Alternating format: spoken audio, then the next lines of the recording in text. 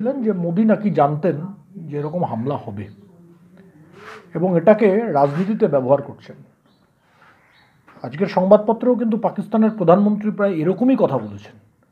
অর্থাৎ পাকিস্তানের প্রধানমন্ত্রীর কথা আর পশ্চিমবঙ্গের মুখ্যমন্ত্রীর কথা কোথাও মিলে যাচ্ছে। পশ্চিমবঙ্গের তৃণমূল কংগ্রেসের নেতাদের আচরণ দেখে মনে হচ্ছে তারা পশ্চিমবঙ্গে রাজনীতি করছেন না, তারা বাংলাদেশ বা পাকিস্তানের রাজনীতি করছেন। রাজ্য মন্ত্রিসভার এক মন্ত্রী, তাকে নিয়ে তো রাস্তাঘাটে লোকজন বলছে এ আইএসআইয়ের এজেন্ট। পশ্চিমবঙ্গ সরকার স্পষ্ট করুক, ভারত পাকিস্তানের ওপর যে হামলা হয়েছে, এই হামলায় তারা ভারত সরকারের সাথে আছে না পাকিস্তানের সাথে আছে। সাধারণ মানুষ আজকে পশ্চিমবঙ্গের সরকারকে, পশ্চিমবঙ্গের তৃণমূলের নেতৃত্বকে বিশ্বাস করছে না। এই যে জেলা বীরভূম, এই বীরভূম জেলা আইএসআইয়ের একটা কেন্দ্রে পরিণত হয়েছে। এখানে বিভিন্ন জামাতের মডিউল কাজ করে। যখন ভারত পাকিস্তানের উপর হামলা চালাচ্ছে ঠিক সেদিনই, সেই সময় বাসার পর কিছুক্ষণ পরে পার্শ্ববর্তী জেলা মুর্শিদাবাদ থেকে জামাতের দুজন সক্রিয় জঙ্গিকে গ্রেপ্তার করেছে গতকাল এনআইএ। গতকালই তারা গ্রেপ্তার হয়েছে।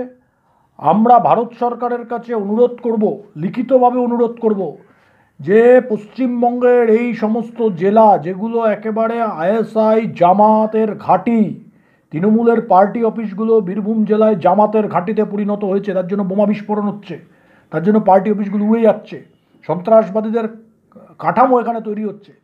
তার জন্য পাকিস্তানের বিরুদ্ধে যা ব্যবস্থা নেওয়ার ভারত সরকার নিয়েছে, ভারতের স্বরাষ্ট্র মন্ত্রক এই সমস্ত তৃণমূলের পার্টি অফিস, জামাতের ঘাঁটি এবং আইএসআইয়ের যে মডিউল যা বীরভূম মুর্শিদাবাদ জেলায় খুব সক্রিয়, এখানেও ব্যবস্থা নেওয়ার কথা ভাবুক।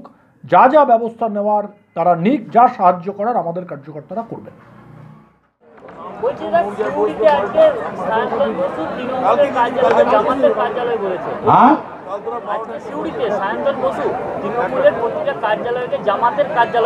ও পাগল হয়ে গেছে, আমি তো আর পাগল নয়। ও দেশে কি করে থাকতে হয় আর দেশকে কি করে ভালোবাসতে হয় তাই জানে না। একটা ননসেন্স, যদি এই কথাটা বলে থাকে, এই ধরনের কথা যদি বলে থাকে, ইডিয়েট ননসেন্স, ওর কোনো অস্তিত্ব রাখা উচিত নয়। আমার মনে হয় এর পরের দিন বীরভূমে বাসি যদি যাও ওই ধরনের কথা বলে, ওকে পাগলের মতো তারা করলো, এটা বলে রাখা।